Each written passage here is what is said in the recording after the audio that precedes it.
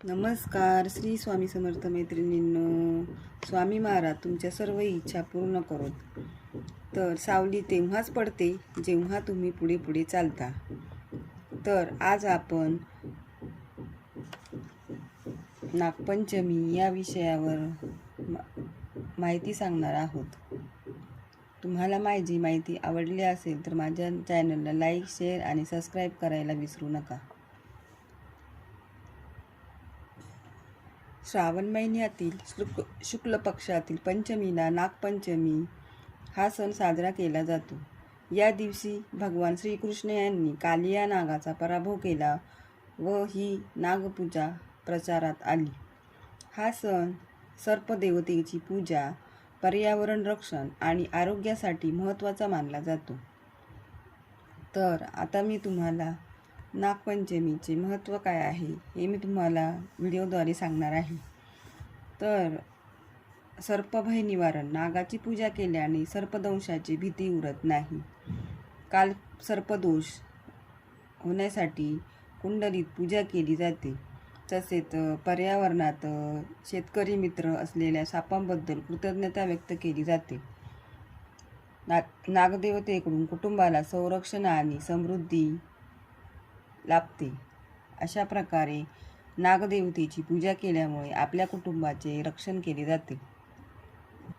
तर या नागपंचमीच्या दिवशी काय काय आचार आणि नियम पाळायचे आहेत हे मी तुम्हाला आता सांगणार आहे. या दिवशी चुलीवर तवा ठेवायचा नाही, तळण करायचं नाही, शेतात नांगरणी किंवा जमीन उकरणे वर्ज्य मानले जाते. तसेच जिवंत नागांना दूध पाजण्याऐवजी या दिवशी वारुळाची पूजा केली जाते. तर नागपंचमीचा पूजाविधी सोमवार 17 ऑगस्ट 2026 रोजी पूजा मुहूर्त सकाळी 5:30 ते 6:30 म्हणजेच 2 तास आणि 37 मिनिटांचा अवधी आहे. या कालावधीमध्ये आपण नागपंचमीची पूजा करू शकतो. असा हा शुभ मुहूर्त आहे. नागपंचमी हा सण हिंदू धर्मातील पवित्र सण मानला जातो. हा सण श्रावण महिन्यातील शुद्ध पंचमीला साजरा केला जातो. या दिवशी नागदेवतांची पूजा केली जाते. लोक दूध, फुले आणि हळदी कुंकू देवाला अर्पण करतात. नागदेवता हे भगवान शंकराच्या गळ्यातील आभूषण म्हणून ओळखले जाते. स्त्रिया या दिवशी उपवास करतात आणि आपल्या कुटुंबासाठी प्रार्थना करतात. ग्रामीण भागात नागोबाचे चित्र भिंतीवर लावून त्याची पूजा केली जाते. या सणाचे धार्मिक आणि सांस्कृतिक देखील महत्त्व आहे. या सणाचे आपल्याला सर्व सजीवांप्रती आदर ठेवण्याचा संदेश या सणाद्वारे केला जातो. तसेच या नागपंचमी हा सण श्रद्धा आणि परंपरा तसेच नैसर्गिक पूजेचा सण मानला जातो. अशा प्रकारे नागपंचमी साजरी केली जाते.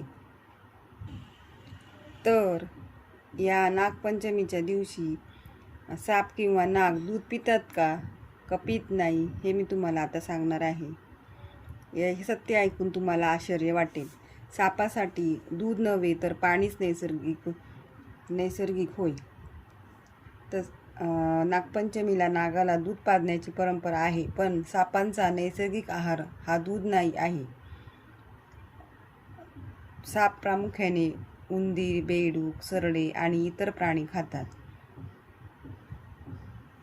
तर जेव्हा शेतकरी शेतामध्ये जून-जुलैमध्ये पेरणी करतो आणि सप्टेंबरमध्ये त्याचं पीक काढायला येतं, तेव्हा त्या पिकांची नासाडी उंदीर किंवा इतर प्राणी करू नये म्हणून साप ते प्राणी खाण्यासाठी, नासाडी करण्यासाठी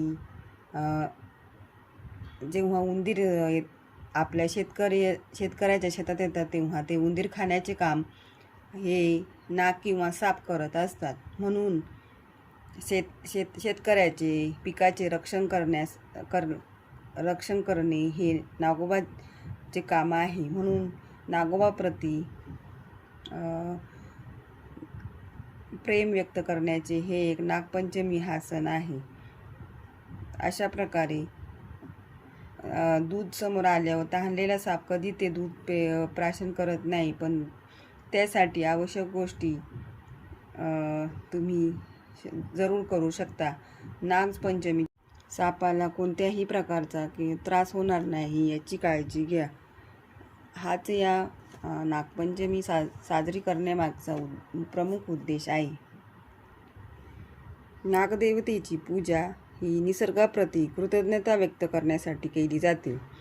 साप शेतातील उंदरं कमी करून पिकाचे संरक्षण करतात, म्हणून भारतीय संस्कृतीत नागाला पूजनीय स्थान प्राप्त झाले आहे.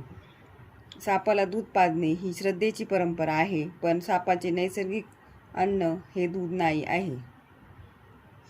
पूजा म्हणजे कोणत्याही जीवाला त्रास देणे नाही, तर देवाला प्रसन्न करण्यासाठी प्राण्यांना वेदना देण्याची गरज नाही. खरी भक्ती म्हणजे प्रत्येक जीवाबद्दल दया ठेवणे आहे. नागदेवतेची पूजा श्रद्धेने आणि सुरक्षितपणे केली जाते. देवतेच्या प्रतिमेला दूध अर्पण करा, फुले वाहा, आणि अशी यामागची श्रद्धा आहे. अशा प्रकारे नागदेवतेचे तुम्ही घरी देखील पूजन करू शकता. तर आता या नागपंचमीबद्दल तुम्हाला एक पौराणिक कथा सांगणार आहे. या पौराणिक कथेनुसार एका शेतकऱ्याला शेतात नांगरत असताना त्याच्या नांगराखाली नागिनीची पिल्ले येतात आणि ती मरण पावतात. संतापलेली नागमाता शेतकऱ्याच्या कुटुंबाला दंश करते, पण शेतकऱ्याची एक सत्वशील सोज्वळ अशी मुलगी नागदेवतेची मनोभावे पूजा करते आणि दुग्ध अर्पण करते.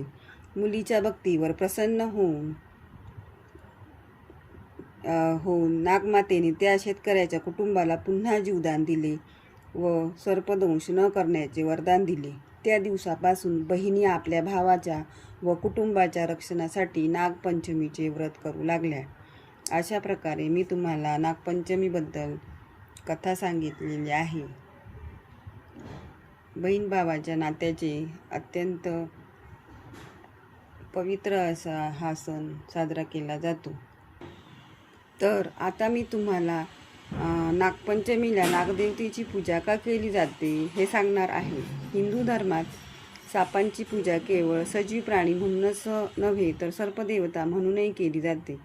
धार्मिक मान्यतेनुसार अनेक सर्पांचा उल्लेख आहे. त्यापैकी शेषनाग, वासुकी, तक्षक आणि कर्कोटक हे प्रमुख मानले जातात. नागपंचमीच्या दिवशी कुटुंबात शांती आणि सुरक्षिततेसाठी नागदेवतेची पूजा करण्याची प्रथा केली आहे. असे मानले जाते की या दिवशी भक्तिभावाने नागदेवतेची पूजा केल्याने नागदोष आणि सापांच्या भीतीपासून मुक्ती मिळते.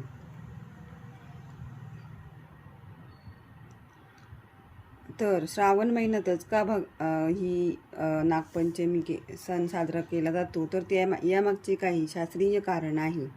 श्रावण महिना हा भगवान शिवांना अत्यंत प्रिय मानला जातो. शिवाच्या गळ्यात वासुकी नाग विराजमान असल्यामुळे नागांनाही शिवपूजेत विशेष स्थान दिले आहे. त्यामुळे श्रावण महिन्यात नागपूजा करण्याची परंपरा रूढ झालेली आहे असे मानले जाते. नागदेवतेंचा सन्मान कसा करायचा, ही परंपरा कशी चालू झाली, तर पुराणामध्ये शेषनाग, वासुकी, तक्षक, कर्कोटक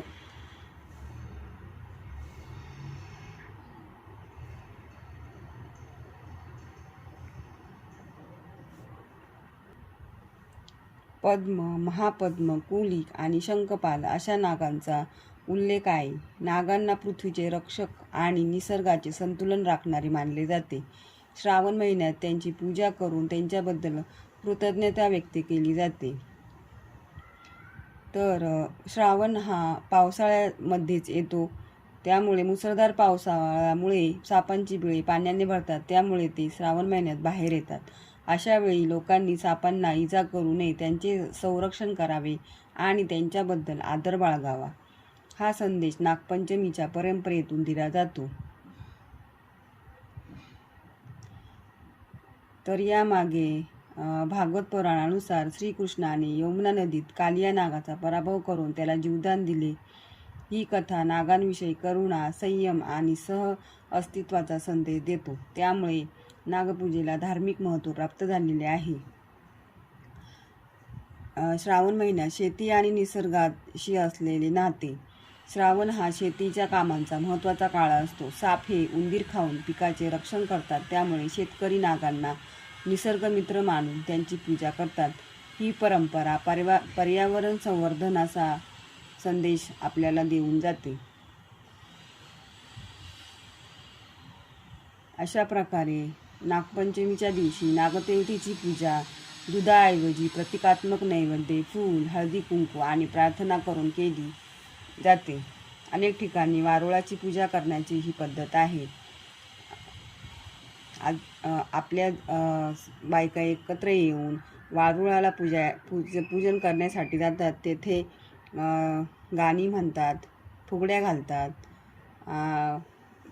नवविवाहित तरुणी झोका खेळतात. अशी नागपंचमीच्या दिवशी